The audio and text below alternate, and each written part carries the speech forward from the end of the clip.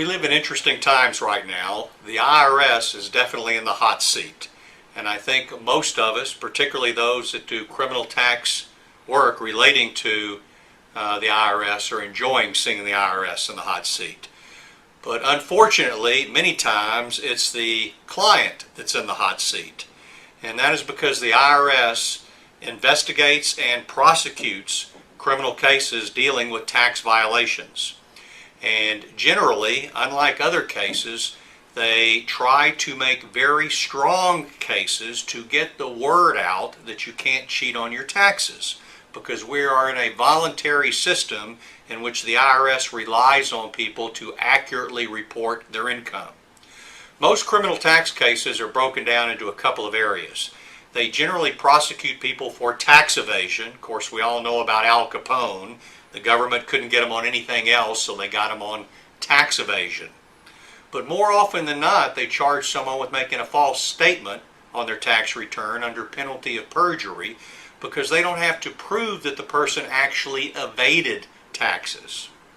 And then finally, we have the case of tax protesters who simply don't file tax returns claiming that there's no legal obligation to do so, or if they file tax returns claiming numerous deductions, claiming that they're entitled to do that under some theory that the Constitution allows them to not pay taxes because it's unconstitutional.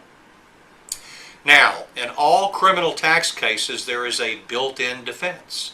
And that's because in the Supreme Court case of Cheek, the United States Supreme Court distinguished tax cases from other cases and said, due to the complexity of the tax laws, that if somebody has a good faith belief that they are accurately reporting their taxes, even if that belief is unreasonable, then they have not committed a crime. So that is very good news for anybody charged with a tax offense, that there is almost always a built-in defense to the charges. If you are under investigation for a tax crime, whatever you do, please do not talk to the IRS agent.